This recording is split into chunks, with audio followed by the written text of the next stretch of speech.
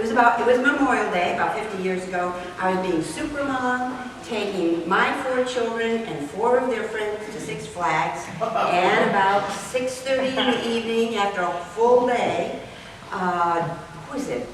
Somebody Jack. What was his name on KAGI? Wolfman Jack had just come on the radio because it was, you know, Sunday night. He always had a Sunday night show. We were driving along the side road to Highway 44 and encountered a drunk driver.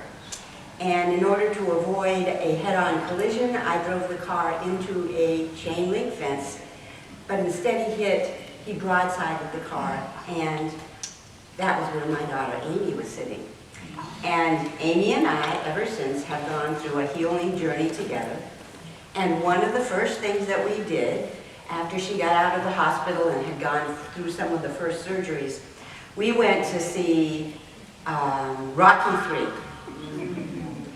And that has been just the first of one after another of hero movies. Whenever there's a hero movie out, we just saw The Karate Kid. There's a new version of The Karate Kid that just came out. You got to see it. And of course we were there, right front and center, for Mission Impossible. And I think for us it was part of our healing journey. Just the knowledge that despite all the odds, somehow heroes do come through. And resilience reigns supreme. So today, yes, that's what we're going to talk about, is Mission Impossible. Your mission, should you choose to, what's it, should you choose to accept it. Should you choose to accept it? And this tape is going to destruct in 10 seconds or whatever. And it's exactly, they have some things exactly, because back in the olden days, this was on television. It was not a big time movie. So, just a few thoughts about these Journey of the Hero movies. In the first place, it usually always starts out with the hero, you know, he's just in everyday life. I think the difference between action-adventure movies and superhero movies is that usually the action-adventure movie hero he's just doing everyday life, and then boom, in comes the recording. Your mission, should you choose to accept it. And how many of us are going along in life and boom, something comes along. Now sometimes it's a big thing that comes along. As a result of what happened with Amy and I'm sure it's part of the reason both of us ended up in a career that involves personal development and inspiring others and so on and so forth. For everybody, there is some kind of a mission. And maybe we don't always get bonked on the head by the universe that says, it's time for you to go after your mission. Maybe, and I think for a lot of us, it's just a sense of restlessness. That there's just something more, and something has led each one of us to this particular community. Because we weren't born in it. Is there anybody, maybe there are some kids here who were actually born, they're here just, is there anybody here just because your parents took you and insisted that you come? We've got one. Yay for you. But for the rest of us, I think it started with that sense of restlessness. And somehow we were looking, there had to be more, we were looking for something more, some kind of a meaningful spiritual presence that we had sort of outgrown maybe traditional concepts of ordinary, how would I say, not ordinary, but traditional organized religion. But there was this call to awaken. And I think the only thing I want to share about that is right now, if you're feeling restless, just remember that tape recording has arrived in your life. Restlessness is your mission, should you choose to accept it, and a lot of times that mission can look scary. But that is the juice of life. It is the juice of life. So that's my first observation. The second thing is that in all of these action-adventure movies, there is always, it's not just the superhero. Now everybody, of course, wants to go see Mission Impossible because Tom Cruise does all his own stunts, hanging from biplanes upside down and somehow managing to still climb up into the cockpit and dispose of the bad guy, fly the plane safely, and magically have a parachute. I never did see the parachute, but it appeared. And he's underground, and he's like in the submarine underwater, and he has all this special equipment and everything. And he accomplishes all kinds of daring do. But behind him in this movie, and with every not superhero movie, but with every action adventure movie, there is always a team. There's always a team. And for us in this spiritual community, what is so wonderful is when we come here, we discover that we have a team. And it's not just the visible people. It's, you know, there's our ministers, and there's Reverend Lena and Reverend Kay and our wonderful singers. But there's also so many unsung heroes, but there's part of what makes this whole thing work. You know, we've got Ivy League John back there who has helped us with advertising and all of that kind of thing. We've got Valerie with her always beautiful outfits and her beautiful smile, who helps with the potluck, right? We've got Christine, who does all the ushers. We've got Chris Bryant, who takes care of all of our emails. She's an invisible presence, but her spiritual presence is definitely here. We have Sun Dragon, and I can always tell if I said something really funny because that's the first laugh that you hear. We have Dion, who, I think of Neon Dion.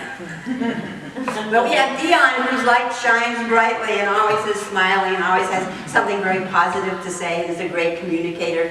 Dana, we've got Gary, who helps with our information desk. There's Jackie with her beautiful smile and the most beautiful, calm way of talking. I love to listen to you when you're talking, Jackie.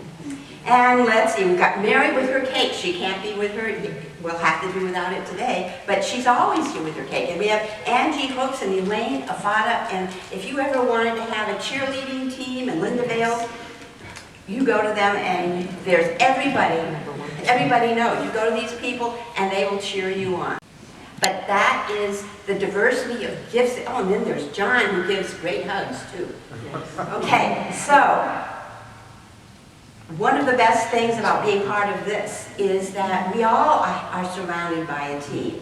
And we are not alone. And we never have been alone, we never will be. And we're going to have a special new process that we're going to test out in today's discussion group, should you choose to stay behind and go to the discussion group today.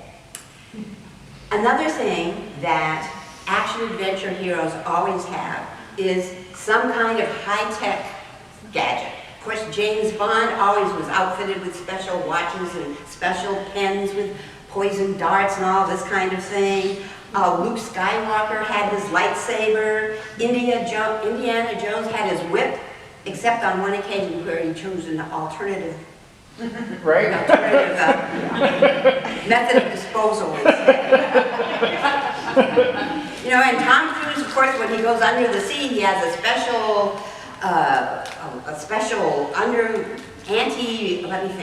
high-pressure suit that he can wear with special lights on it so he can go and explore this special submarine because he needs to find a special key without which the whole world is going to come to an end. And interestingly enough, in this particular movie, the evil entity is not a thing, it is a consciousness. And I thought that's a really interesting metaphor, especially for today.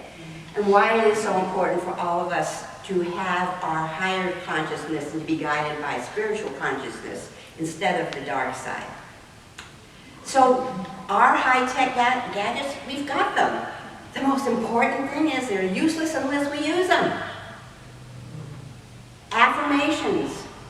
Just having some kind of a mantra or an affirmation to say to yourself when you're facing a challenge. For me, my favorite has always been, for years, I give thanks for unseen blessings that are already headed my way.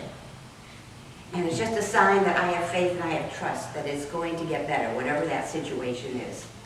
Prayer, affirmative prayer, affirming the presence of the divine in our lives, not begging like victims, but affirmative prayer.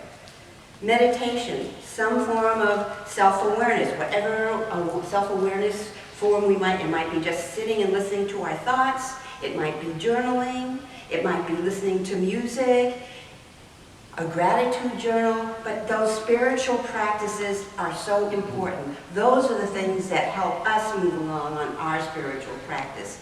And it is so important to have that spiritual practice present in our lives Monday through Sunday, not just by coming to a spiritual gathering once a week. Every day. So important right now. And of course, there are always plot twists and challenges. There's always a cliffhanger.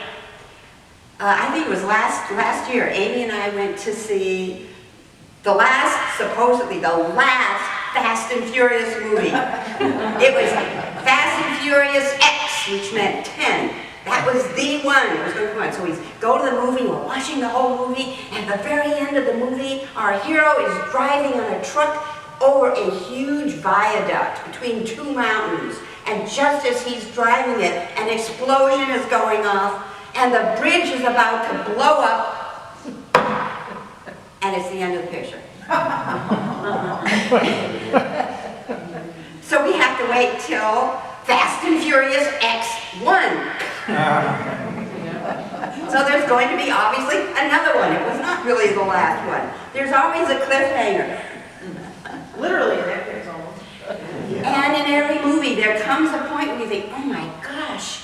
But that's what gives us the courage to watch the movie, is we know without a doubt that hero is going to make it through, no matter how many chains he's tied up in. Whether he's in a sinking ship and his wetsuit's not working anymore, hanging from a glider, we know somehow Tom Cruise is going to make it. And the same thing with Indiana Jones and Star Wars, all the heroes from there, and Karate Kid and Mr. Miyagi and all of those kinds of heroes that we've seen. We know they're going, and that's where faith comes in our daily life. Faith. Knowing that we are not alone. And that in many cases, so many cases, that mission impossible is exactly where we need to be. Otherwise, we might as well be spending our lives in a little padded cell where nothing bothers us. That is part of life, the hero's journey. And each one of us is a hero. Because each one of us decided through miracles of circumstances to come here and be present. I think I was probably on Facebook or Twitter or something, and somebody was talking about the Hubble telescope, and they took a 1 square inch out of a photo that the Hubble telescope had taken. And in this 1 inch, you see all these stars. 1 inch of... And then they tell you that those are not stars, those are galaxies. Those are galaxies. It is a miracle. It's a miracle. We are here on a hero's journey too. And we have our team right here that supports us in everything that we do. And but we have to ask for it. And we have to practice spiritual practice so that we realize that we are not alone. There is a brand new book that just came out that I just started reading, and when I find out more about it and finish reading it, that will be the next installation of this particular adventure, the next time I'm coming to speak. But the name of this book is called The Awakened Brain. And it is based on a study done at Columbia University in the medical school. They were wanting to find answers about people who tended to be depressed and anxious, severely depressed and anxious, versus people who had resilience. And what they did something very unusual, and this is how she says it. This time, we added a new and controversial question to our study. We asked all participants to respond to a major question used in the clinical science literature to qualify an inner life. And this is the question. How personally important to you is religion or spirituality? And they took MRIs of all these different patients before and after the study. The MRI findings mark a pivotal moment on the way to a breakthrough discovery that indeed our brain has a natural inclination toward and is a docking station for spiritual awareness. And this is what's really interesting. The high spiritual brain, those who identified themselves as where spirituality was a very essential part of their life, that brain was healthier and more robust than the low spiritual brain. In fact, the high spiritual brain was thicker and stronger in exactly the same places that weaken and wither when in a depressed brain, an anxious brain. So it's pretty interesting to me that science actually is following right along with where the growth of spirituality is at the very same time. And I can't wait to read the rest of this book because I think there'll be a lot of other implications from it. But it's just like Reverend Kay. I'm always fascinated when I see that science indeed is giving us the feedback that says, you know, we're not nuts. Well, it doesn't mean we're not. You know, maybe in a good way. And we have each other to support each other in the nut house. Okay.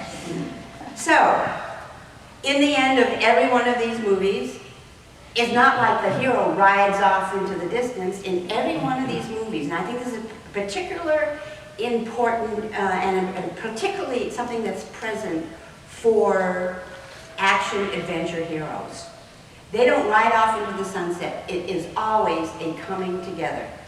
They come back together with their team, and there is an acknowledgement. Indiana Jones ends up walking down the federal building with the love of his life, who he has discovered through all the adventures. Luke and Leia and Han Solo and Chewbacca and R2-D2, they're all nodding and smiling together because they're back together. And C-3PO, that's right. They're all at the end of every Fast and Furious movie, they're all gathered around the table drinking beer and eating Mexican food. You know, and acknowledging. And even at the end of Mission Impossible, we all hear about Tom Cruise, but at the end, it's very interesting. At the end, they're all at different places in Trafalgar Square in London, and each person nods to the others and nods to the audience with a knowing smile, acknowledging that we're all tied together. And that's what it's all about. So each one of us is a hero. Each one of us faces challenges, but our mission is to really find out that we are not alone. We were never alone. We're all together, and each one of us is going to be able to walk this particular path because we chose it. We all see that life is sacred. We're never alone, even in the times when it might appear that all is lost. Namaste.